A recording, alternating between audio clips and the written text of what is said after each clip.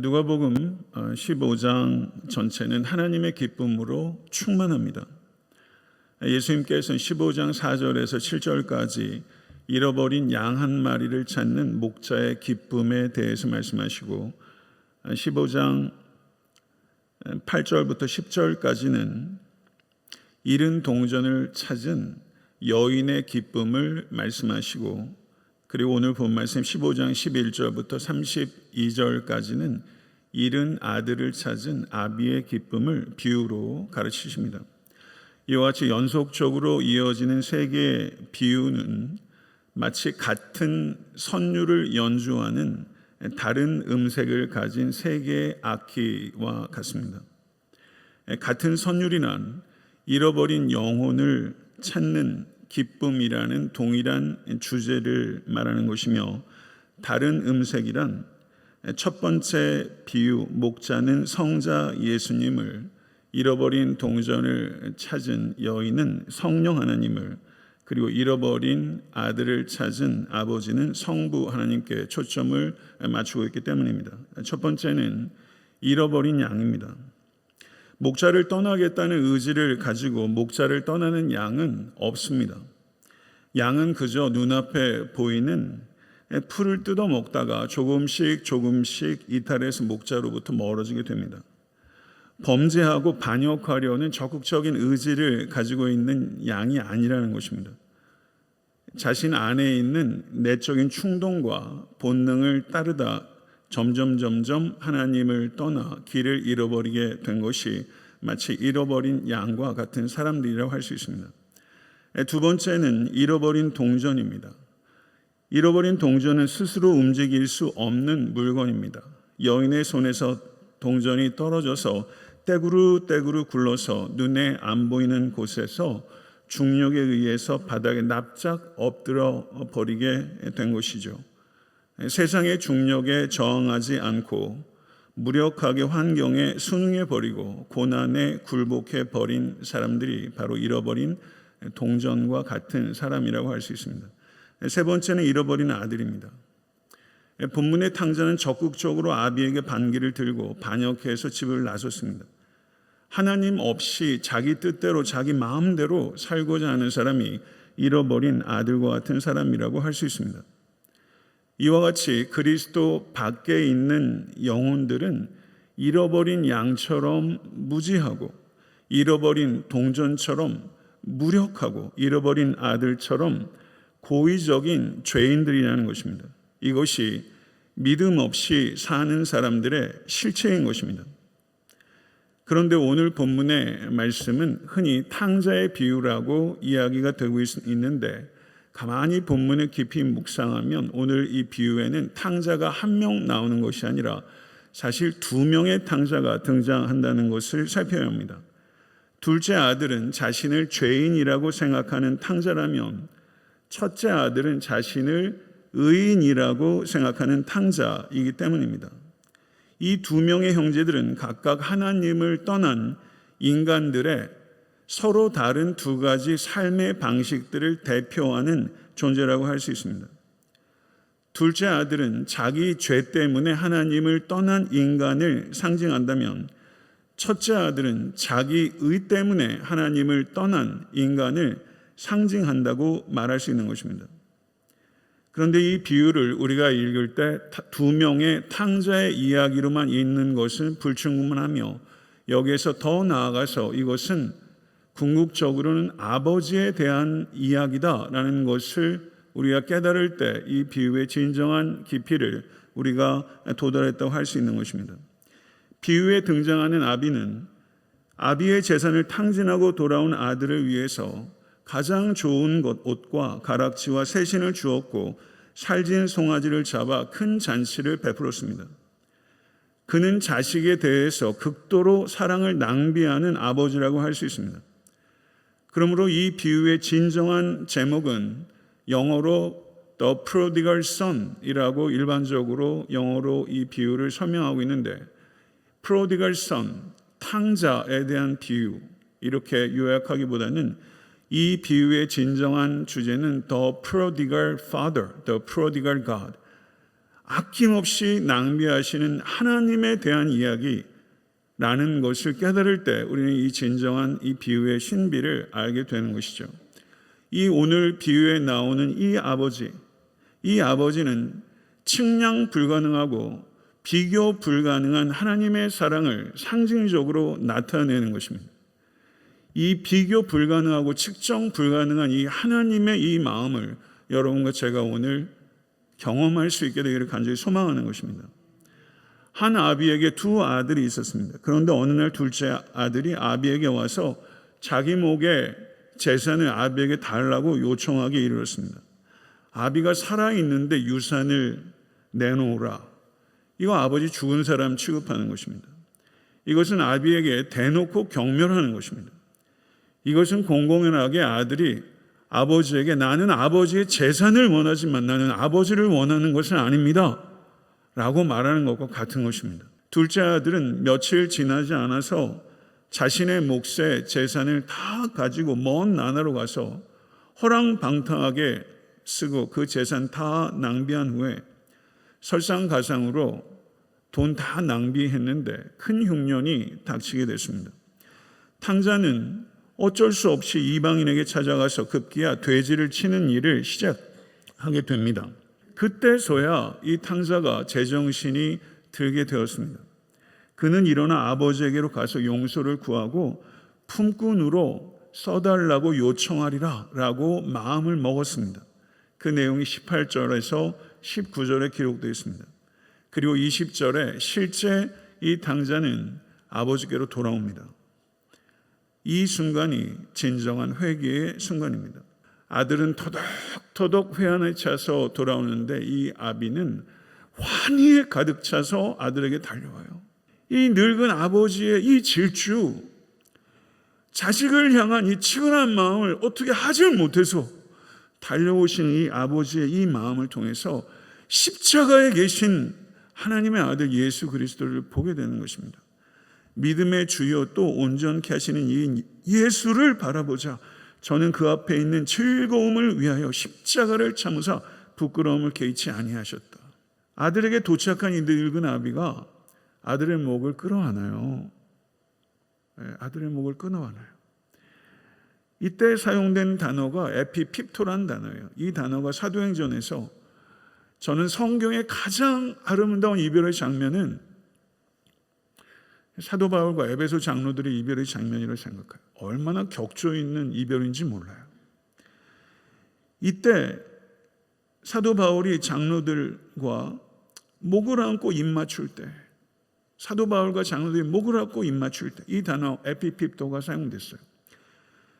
창세기 45장을 보면 요셉이 그 아우 베냐민의 목을 끌어안고 입 맞추고 울 때 이 에피핍토라는 단어가 사용됐어요. 이 입맞춤에는 용서의 의미가 담겨 있어요. 사무엘하 14장 33절을 보게 되면 압살롬이 다윗에게 나아갔을 때 다윗이 압살롬에 입맞췄다 이렇게 말하고 있죠. 이 다윗의 입맞춤은 이 하나님의 입맞춤을 예시하는 입맞춤이라고 볼 수 있죠. 이 압살롬이 죽었을 때 다윗이 얼마나 애통합니까?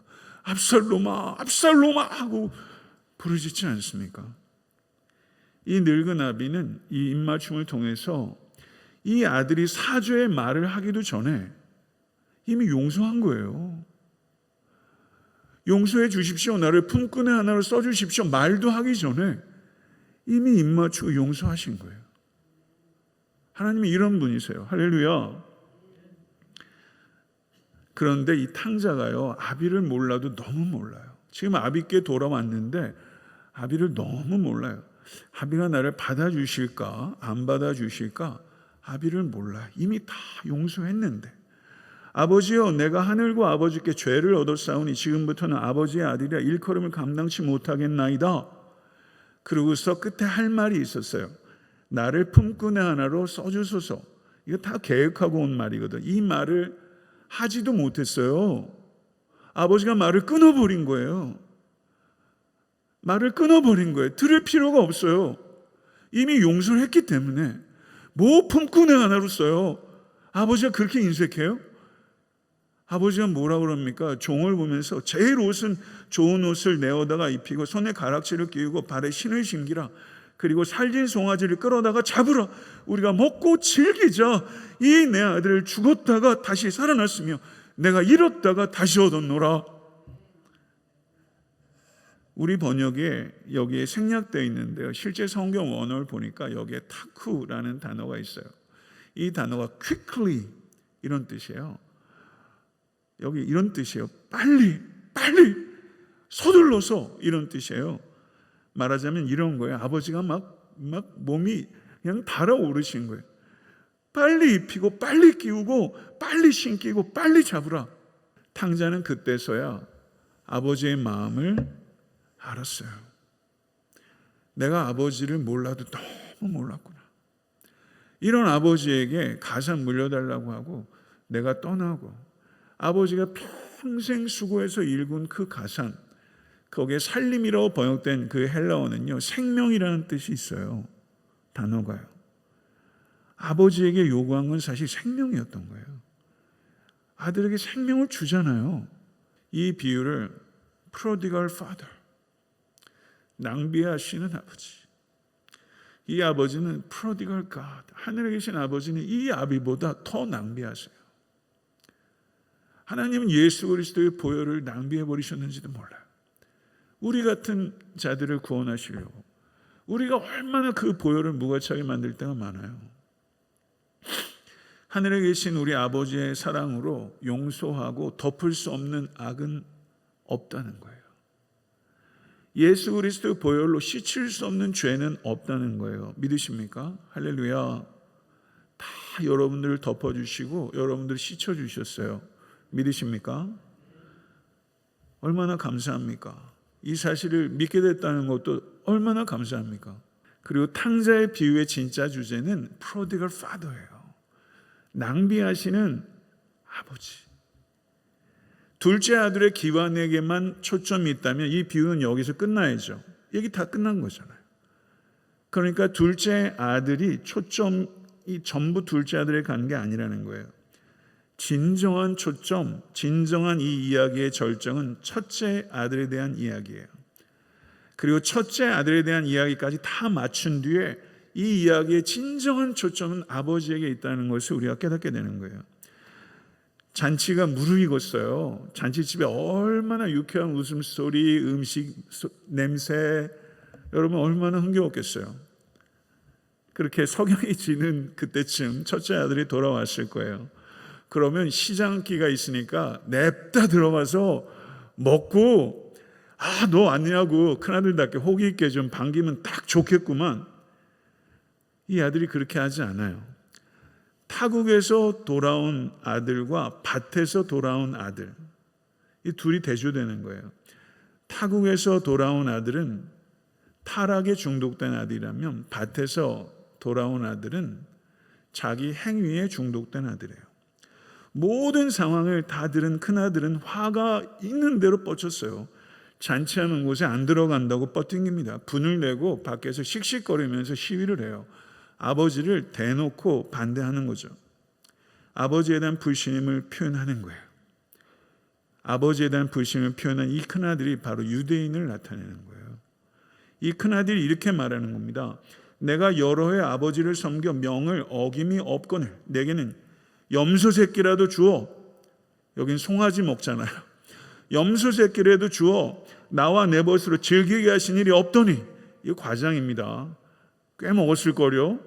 아버지의 살림을 창기와 함께 먹어버린 이 아들이 자기 동생이라고 얘기를 안 해요.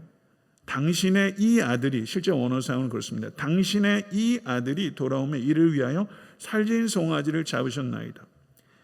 여기에서 내가 아버지를 섬겨라고 말했을 때 이 단어는요, 노예로 섬기는 것을 표현하는 거예요.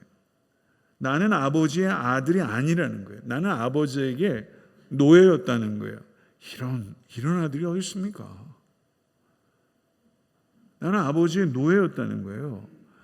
아버지의 마음에 대못을 박아요. 이 좋은 날, 이 기쁜 날, 아버지의 마음에 대못을 박아요.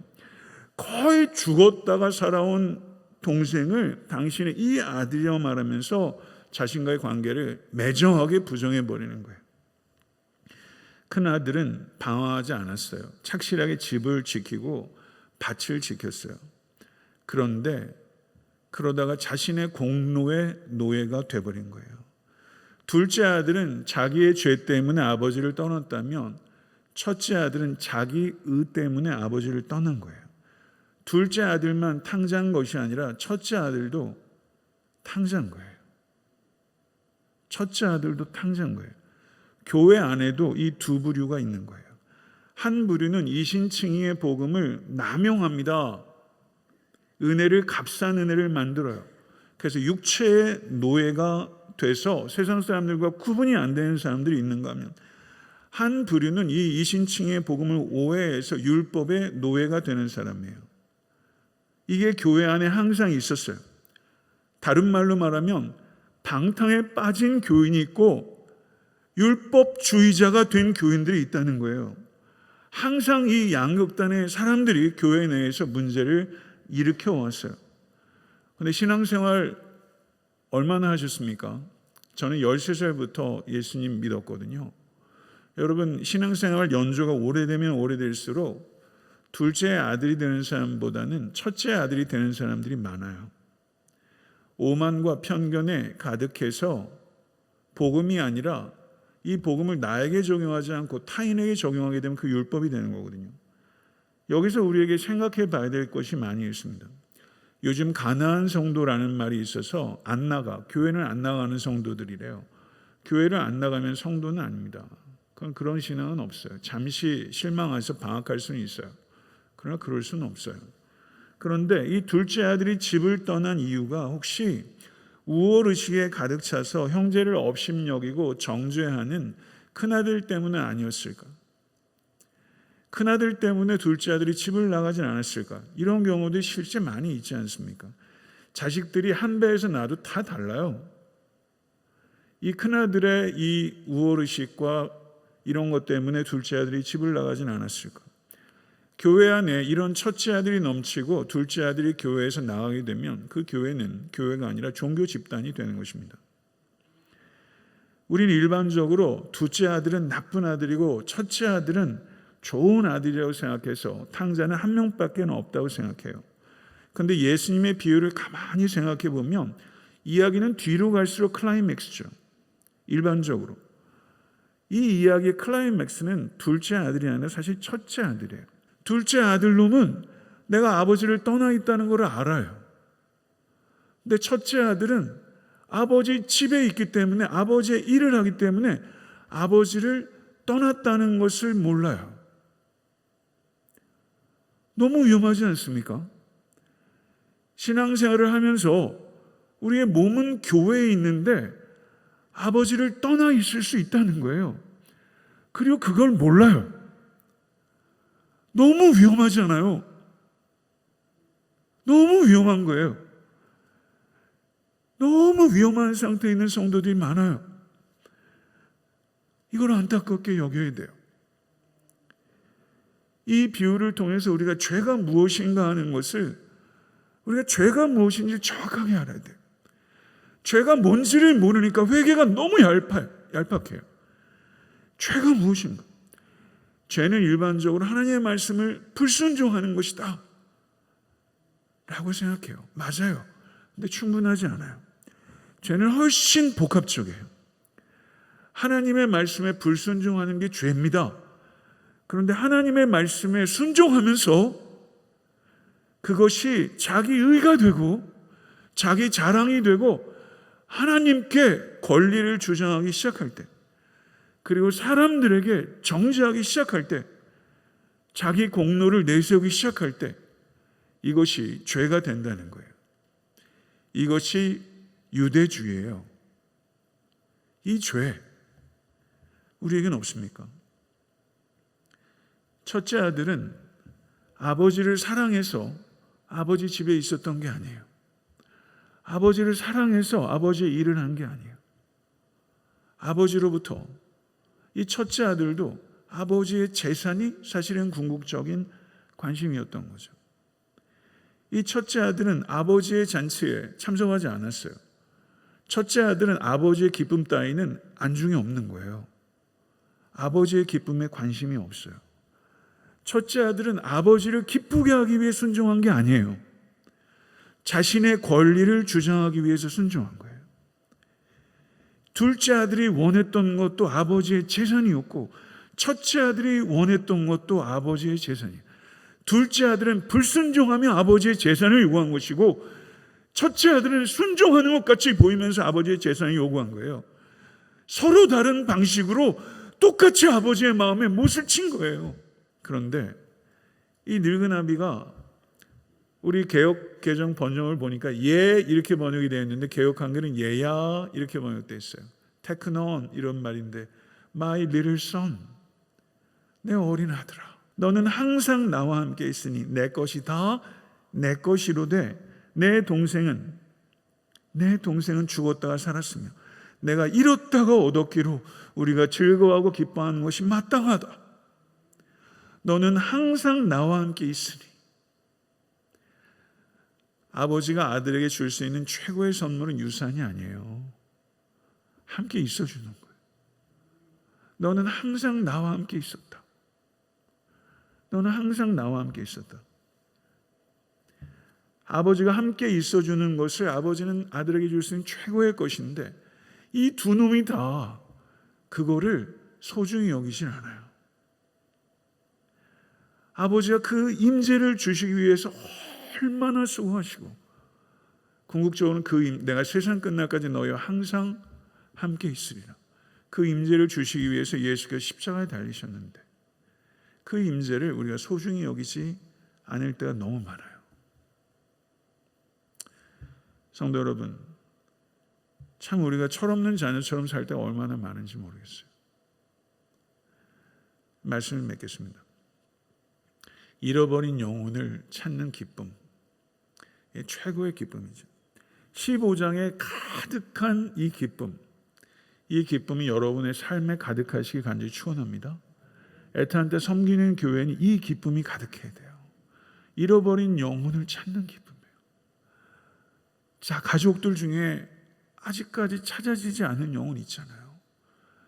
그 영혼 찾아야 돼요. 만약에 여러분, 죄송해요, 교회가, 제가 항상 부목사님들과 얘기하면서 각 가정에 아직 예수님 안 믿는 분, 혹은 명목상의 그냥 신앙인 자녀들, 방학 오래 하시는 분들 있으면 좀 리치아웃 하자. 제가 계속 얘기를 하는데도 그렇게 열심히 저희가 하는데도 그게 잘 안 되더라고요. 미치진 않아요. 여러분 혹시 자녀 중에 이 아이가 예수님을 떠나 있는데 내 힘으로는 안 돼, 그럼 교회에 좀 얘기해 주세요. 저희가 리치아웃 하기는 어려우니까 하긴 하겠지만 교회에 얘기해 주시면 저희가 기도할게요. 기도하고 집에 좀 찾아와 달라고 그러면 찾아갈게요. 잃어버린 남편, 잃어버린 아내, 잃어버린 자녀, 여러분 찾는 일에 우리가 힘을 다하십시다. 하나님을 떠나 자기가 하고 싶은 대로 하는 것, 이걸 자유라고 말해요. 세상은요, 내 돈이니까 내 마음대로 쓰고, 내 돈이니까 먹고 싶은 대로 다 먹고, 하고 싶은 거 다 하고, 가고 싶은 데 다 가고, 그걸 행복이라고 생각하고 그걸 자유라고 생각해요. 그렇지 않다는 거예요. 그건 죄의 종노릇이라는 거예요.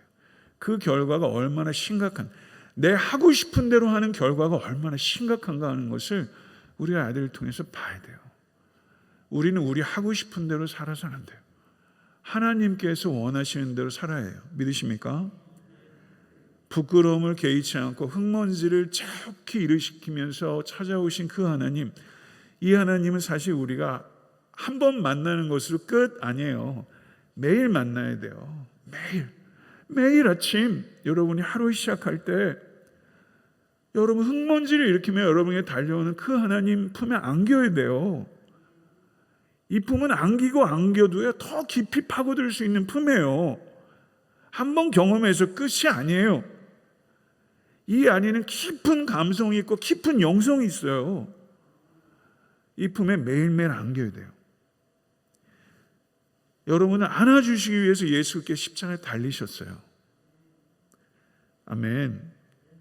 우리는 복음을 남용해서 인생을 방탕으로 이끄는 죄를 범해서도 안 되고, 복음을 율법으로 만들어서 율법주의에 빠져서도 안 됩니다. 하나님의 축복은 그토록 원하면서 하나님을 원하지 않는 것, 이건 미성숙 정도가 아니라 이건 죄라는 거예요. 죄. 하나님을 원하지 않는 게 죄예요. 부디 두 가지에서 떠납시다. 자기 의에서 떠나고 자기 죄에서 떠나시기를 간절히 축원합니다. 그러면 사람 노릇하는 거예요. 자기 죄를 떠나고 자기 의를 떠나야 돼요. 그래서 하나님께로 돌아가야 돼요. 하나님께 더 가까이 나가실 수 있는 우리 모두가 될 수 있게 간절히 축원합니다. 더 나아가서 이 프로디갈 갓, 프로디갈 아이가 좀 되면 어떻겠어요? 우리가 낭비해야 돼요. 사랑을 낭비해야 돼요. Mission is passion. 선교는 곧 순환이다. 선교는 순환이에요. 예수 그리스도께서 이 땅에 오실 때 좋은 땅에만 씨 뿌리셨나요? 길가밭, 돌짝밭, 가시밭 씨 뿌리는 자가 어리석어서요? 아니에요. 사랑 때문에 뿌리는 거예요. What a waste. 그 낭비 때문에 우리가 구원을 얻은 거예요. 하늘 보좌를 버리고 이 땅에 오신 하나님의 그 엄청난 낭비 때문에 그 보혈이 우리를 구원한 거예요. 믿으십니까? 이것을 정말 믿으면 우리는 관대해질 수밖에 없어요. 여러분, 누군가를 향해서 정말 눈이 짓무르도록 사랑해 보신 적 있으세요? 그런 사랑의 대상이 없는 것도 안타깝지만 그런 사랑이 없는 것은 사실 더 안타까운 거죠. 성도에 대한 사랑이 없는 목사, 이 비참한 목사예요. 너무 비참한 거예요. 자녀를 향해서 부모님의 눈이 짓무르고 성도들을 생각하면서 목사가 울다가 눈이 짓무르고 그 눈물에 힘이 있잖아요. 여러분도 누군가를 향해서 그렇게 흙먼지를 일으키면서 저 한번 타타타타탁 어렸을 땐 다 이렇게 달리셨잖아요. 저는 이제 그렇게 못 뛰어요. 옛날엔 정말 잘 뛰었는데 여러분 그렇게 흙먼지를 쫙 일으키면서 누군가를 향해서 좀 달려가 주세요. 그럼 감동할 거예요. 왜냐하면 아무도 그렇게 안 달려와 주니까. 복음을 들고 그렇게 누군가를 향해서 달려가세요. 그럼 여러분 정말 행복하실 거예요. 그런 행복 누리실 수 간절히 바라서 여러분의 삶 속에 삶의 형편이 어떠하든지 이 기쁨이 여러분의 삶 가운데 가득하실 수 있게 되기를 우리 주 예수 그리스도는 간절히 축원합니다. 기도하겠습니다.